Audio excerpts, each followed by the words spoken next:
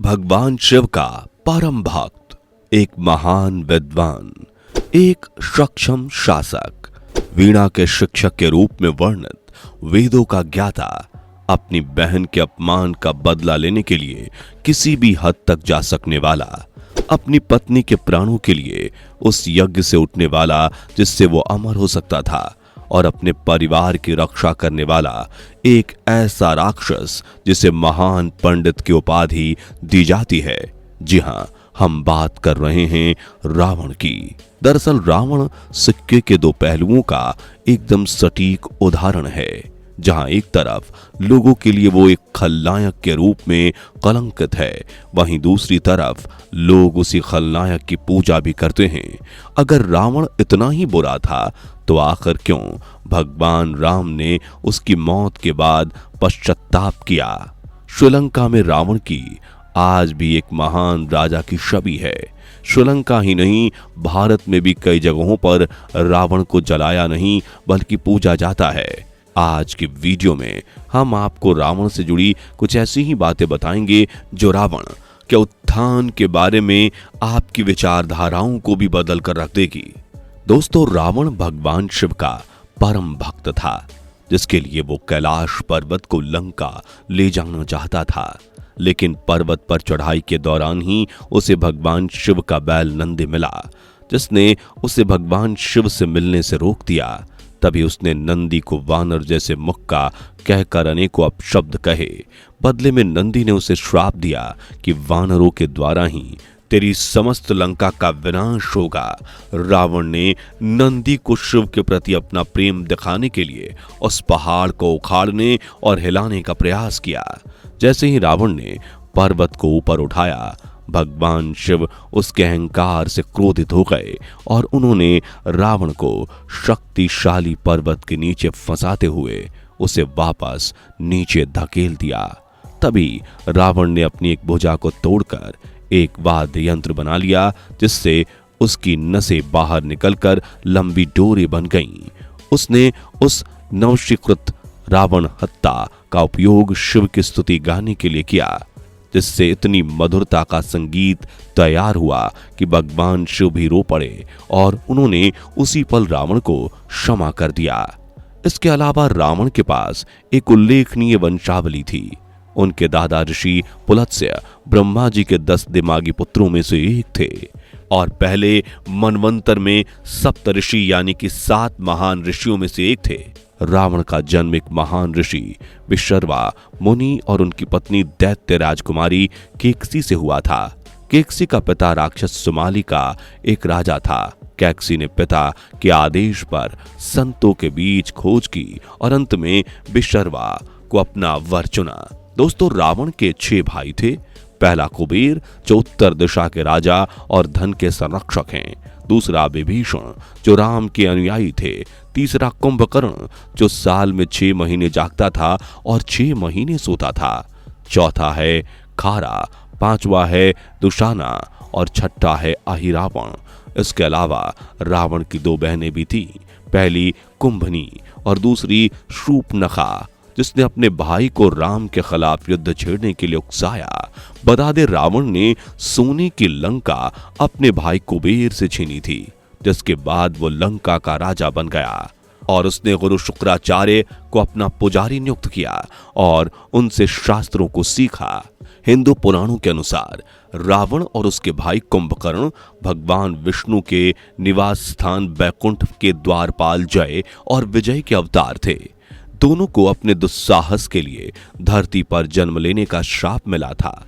इन द्वारपालों ने अपनी शक्तियों और तपस्या के कारण छोटे बच्चों के रूप में प्रकट होने वाले संत कुमारों को बैकुंठ में प्रवेश देने से मना कर दिया था। उनके अपमान के लिए कुमारों ने उन्हें बैकुंठ से निष्कासित करने और पृथ्वी पर जन्म लेने का श्राप दिया। श्राप के बाद भगवान विष्णु सहमत हुए कि उन्हें दंडित किया जाना चाहिए, जिसके बाद भगवान विष्णु ने उन्हें 2 विकल्प दिए। पहले विकल्प के अनुसार वो 7 बार भगवान विष्णु के सामान्य भक्त के रूप में पैदा हो सकते थे और दूसरे विकल्प के अनुसार वो 3 बार भगवान विष्णु के शक्तिशाली और मजबूत दुश्मनों के रूप में पैदा हो सकते थे, जिसके बाद उन्होंने बाद वाले विकल्प को चुना। पहले जन्म का श्राप हिरण्यकश्यपु और उसके भाई हिरण्याक्ष द्वारा सतयुग में पूरा किया गया था, जब भगवान विष्णु अवतार बाराह द्वारा हिरण्याक्ष का वध किया गया और भगवान विष्णु अवतार नरसिंह द्वारा हिरण्यकश्यपु का वध किया गया। त्रेता युग में भगवान विष्णु के दुश्मन के रूप में रावण और उसके भाई कुंभकर्ण का जन्म हुआ था और अंत में द्वापर युग में वो दोनों भाई दंतवक्र और शिशुपाल द्वारा जन्मे गए। उनके तीसरे जन्म का श्राप तब पूरा हुआ जब वो दोनों भाई भगवान कृष्ण द्वारा मारे गए। दोस्तों, रावण आक्रामक और अभिमानी होने के बावजूद एक अहंकारी विद्वान भी था। पिता विश्वकर्मा के मार्गदर्शन में रावण ने वेदों, महान ग्रंथों, पवित्र पुस्तकों और युद्ध को जीतने की तकनीकों में महारत हासिल कर ली थी। रावण एक उत्कृष्ट वीणा वादक भी था। उसके झंडे के चिन्ह पर वीणा का चित्र था। उसके नाना सुमाली ने गुप्त रूप से यह सुनिश्चित करने के लिए कड़ी मेहनत की कि रावण दैत्यों की नैतिकता को बनाए रखे, जिस वजह से रावण और उसके भाइयों ने 11,000 वर्षों तक गोकून पर्वत पर तपस्या की और ब्रह्मा से वरदान प्राप्त किया। रावण को एक विशेष वरदान प्राप्त था जो उसे मनुष्य को छोड़कर ब्रह्मा जी की अन्य रचनाओं के लिए अजेय रखेगा। दरअसल रावण ने देवताओं, स्वर्ग की आत्माओं, अन्य राक्षसों तथा सांपों और जंगली जानवरों से कभी न मरने का वरदान प्राप्त किया, लेकिन साथ ही उसने आम मनुष्यों का तिरस्कार करते हुए मनुष्यों से सुरक्षा नहीं मांगी। ब्रह्मा जी ने उसे हथियार के रूप में एक रथ और आकार बदलने की क्षमता भी उपहार में दी। ऐसा माना जाता है कि रावण ने भगवान शिव को प्रसन्न करने के लिए अपनी तपस्या के दौरान 10 बार अपना सर काट लिया था। हर बार जब वो अपना सर काटता तो एक नया सर प्रकट हो जाता, जिससे उसे अपनी तपस्या जारी रखने के लिए अनुमति मिलती। अंत में शिव उसकी तपस्या से प्रसन्न होकर वहां प्रकट हुए और उसे एक वरदान मांगने को कहा। तभी रावण ने अमर होने का वरदान मांगा, जिसे शिवजी ने देने से इनकार कर दिया। हालांकि उन्होंने रावण को एक दिव्य अमृत पिला दिया था, जिसने उसे अमर बना दिया था। रावण की नाभि में अमृत जमा था और जब तक वो रहा तब तक उसे कोई भी पराजित नहीं कर सकता था। साथ ही शिवजी ने उसे कई दिव्य हथियारों और महान शक्तियों के अलावा कुछ वरदान दिए। इस प्रकार रावण को 10 मुखा या दशानन के नाम से भी जाना जाता है। इसके अलावा उसके 10 सिर को काम, क्रोध, लोभ, मोह, द्वेष, घृणा, पक्षपात, धोखा, व्यभिचार और अहंकार के प्रतिनिधित्व के रूप में भी दर्शाया गया है। दोस्तों, लंका एक भव्य शहर था जिसे स्वयं खगोलीय वास्तुकार विश्वकर्मा ने बनाया था।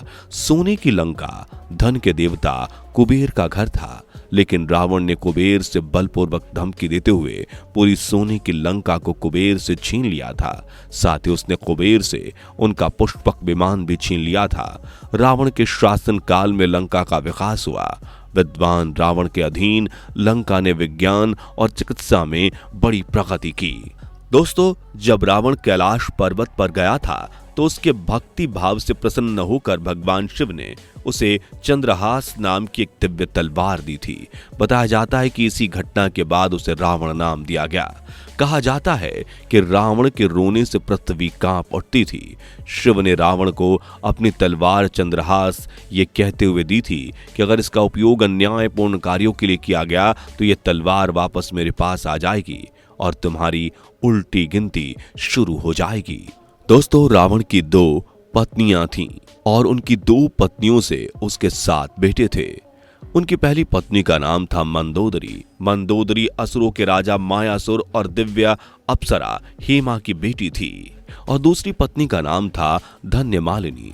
वाल्मीकि रामायण के अनुसार 19वें रघुवंशी राजा अनरण्य का वध भी रावण ने किया था।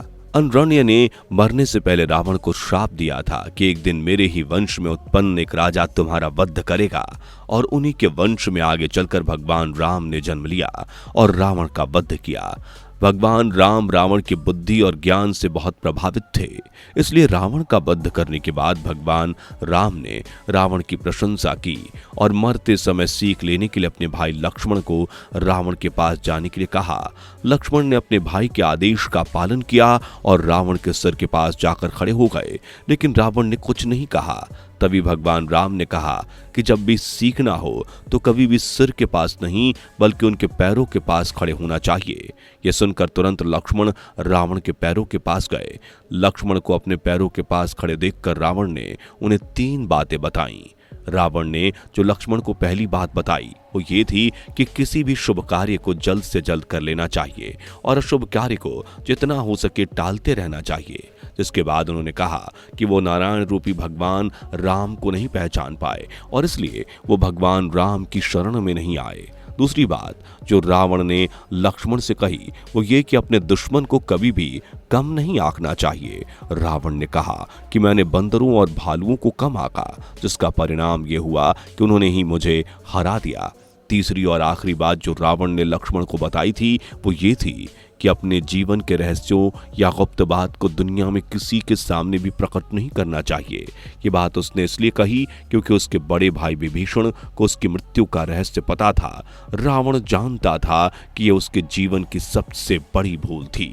दोस्तों, जब रावण के बेटे मेघनाद का वध हुआ था तो वो समझ चुका था कि एक स्त्री के कारण उसके पूरे कुल का नाश हो चुका है और उसकी मृत्यु भी अब ज्यादा दूर नहीं है। इसी दौरान उसने ये बात कही थी, स्त्री बहुत ताकतवर होती है परंतु किसी भी सुंदर स्त्री को देखकर उस पर मोहित होना पुरुष की सबसे बड़ी भूल होती है।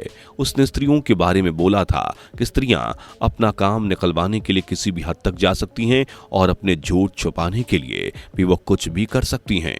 रावण ने कहा था कि स्त्रियों के कहने पर कभी भी किसी पुरुष को नहीं चलना चाहिए, नहीं तो उसका परिवार बिखर जाता है या उसके परिवार का सर्वनाश हो जाता है।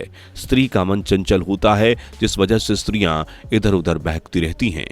तो दोस्तों, ये है रावण के बारे में वो जानकारी जो आपने आज से पहले शायद ही किसी से सुनी होगी। जानकारी पसंद आई हो तो वीडियो को लाइक शेयर जरूर करें और ऐसी ही वीडियोस के लिए इस चैनल को सब्सक्राइब करके बेल नोटिफिकेशन को भी जरूर ऑन कर लें। धन्यवाद।